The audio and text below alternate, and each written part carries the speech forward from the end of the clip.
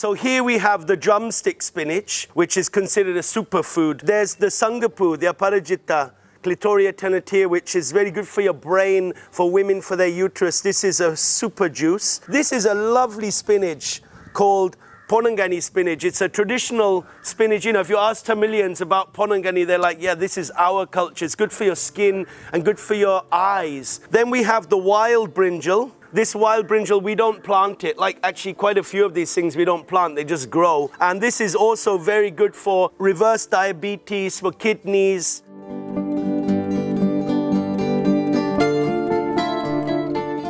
This is something that's so fundamental, you know, in our very existence. To know what foods are local, to know what foods are good for us, to know what foods, you know, can be eaten.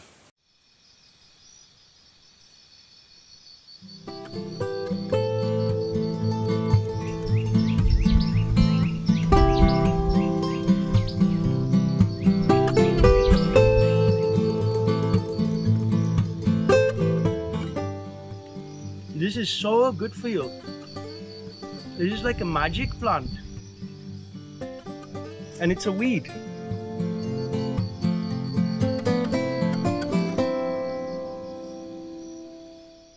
I was very fortunate as a teenager because I went to J. Krishnamurti School in England.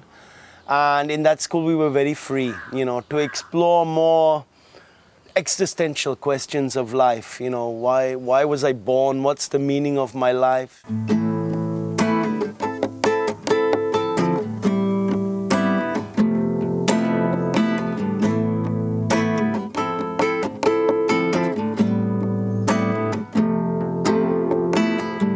Alone in joy, oh, cry and bear it all.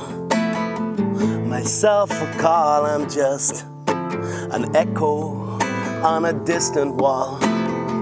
Oh, could it be that beauty's kiss tonight drives me far from my tomorrows?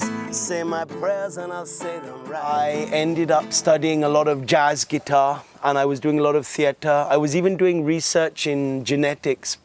My teacher, he encouraged us to get involved in publishing scientific papers. But it was at that time that I discovered my passion for farming and gardening, you know, a life close to nature, growing my own food. There was a teacher in our school who had lived in Oroville in the 70s, and he was very involved in what he was doing, and it was very appealing to be with him. And I learned from him that we don't have to go to university to do master's degree. Growing your own food, living in community, living a simple life is equally valid.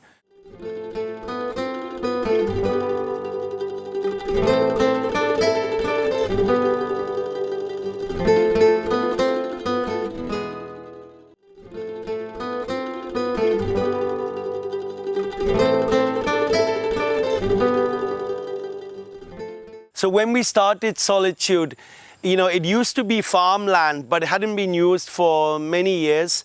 And it was just an empty land. It was flat and the soil was, a little poor. There were weeds growing and a few neem trees. And that was all that was there. So we really started from scratch with this land.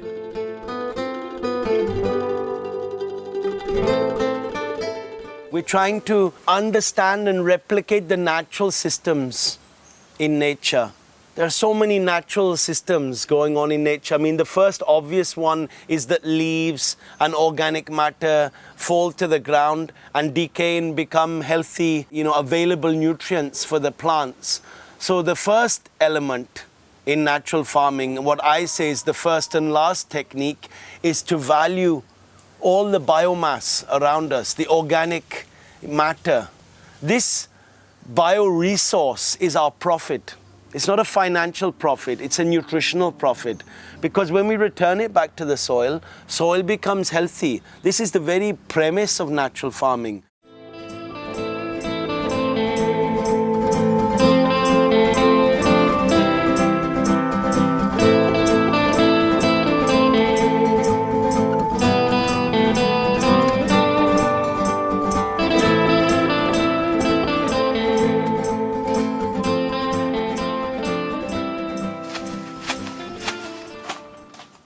in the city, people outside are still stuck with like maybe like 7 to 8 varieties of food that they are eating. People are just eating cauliflowers.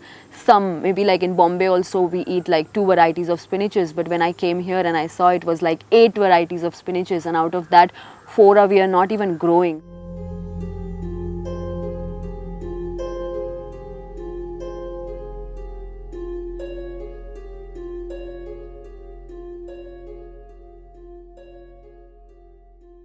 You see, food these days is functional. You eat to go and do the job.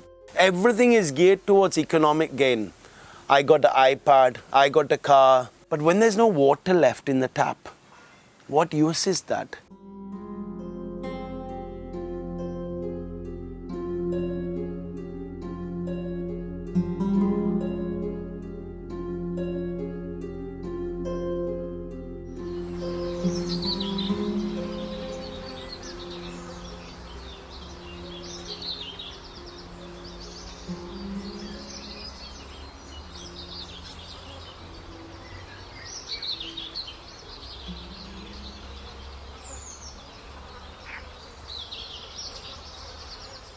Man has gone so far away chasing economic growth, he has to come back to this. This is the future of farming.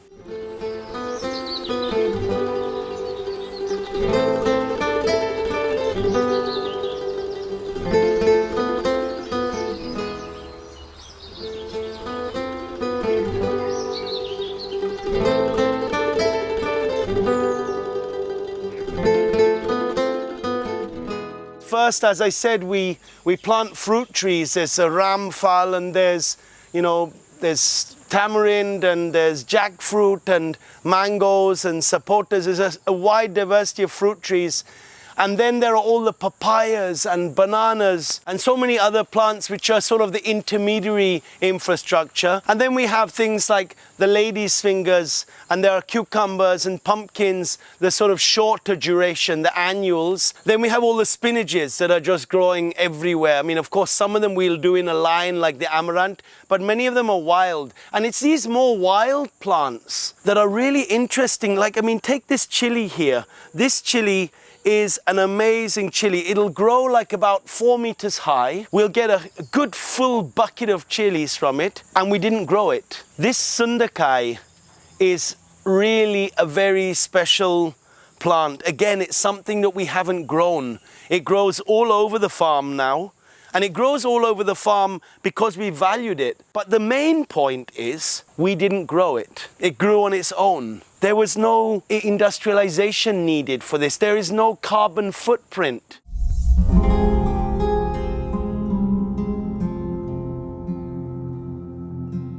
Over the years, we've had less and less rainfall. In fact, over the last 7 years, apart from cyclones, there's a couple of them that filled up the well, we haven't had a monsoon that really filled the well. And that makes irrigation really a challenge. But when we return organic matter back to the soil, you start to see the soil becomes like a sponge. You know, it's holding water. You know, this porosity is really synonymous with fertility, and this porosity allows for us to irrigate less.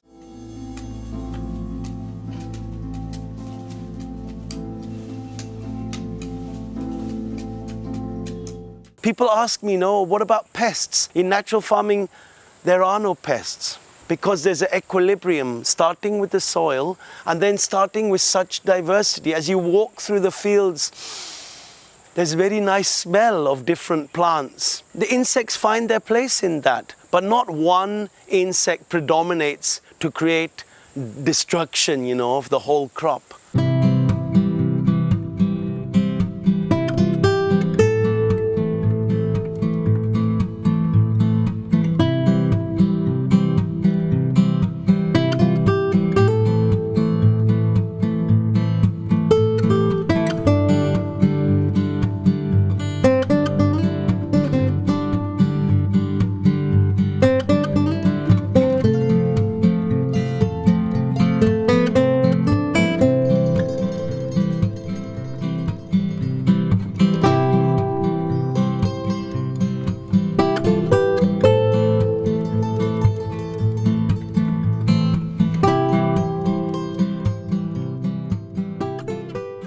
This is a cafe that values local foods, and it's amazing to see how it's grown over the years. In 2014, we started with the full-blown menu, and that's like nearly 6 years ago.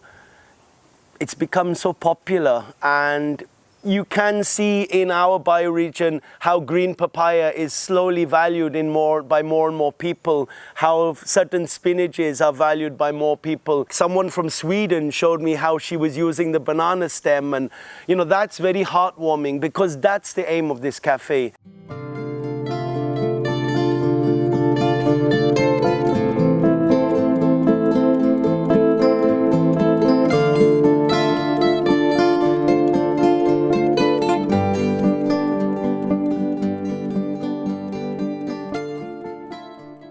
I think at the moment we're doing about 80 to 90 baskets in a month. So that's a good income, and it's all income paid in advance, you know, either a month in advance or 3 months in advance.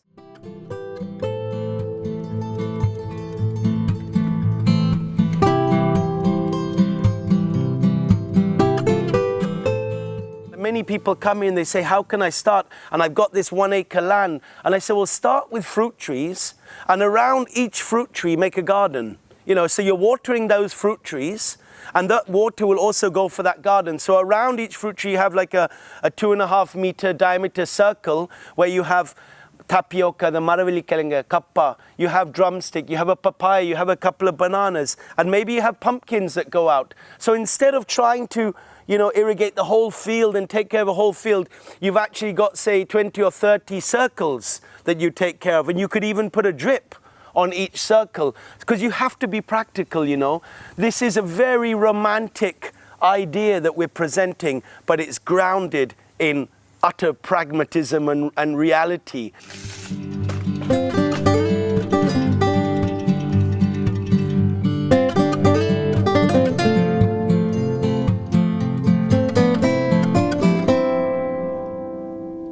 The key to this system for a local farmer, after the technical, you know, implementation, is community. Because without community, you can't share the gifts of Mother Nature. Shops don't want banana stem and banana flower and chicken spinach. You know, shops want beetroots and potatoes and carrots. So it's really about having a community of 20, 30 people for an acre farm, and they say, give me the nutrition of Mother Nature. Let my children grow up eating seasonal foods, eating foods that are relevant to my culture and are good for me nutritionally and medicinally.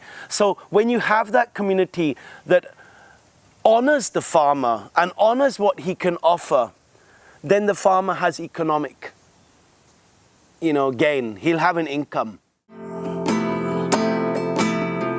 Oh, have you seen my, I defy the line that's drawn to define me. Have you seen my, I defy the line that's drawn to define me. Have you seen my, I defy the line that's drawn to define me. Have you seen my, oh, have you seen my, I defy the line that's drawn to define me.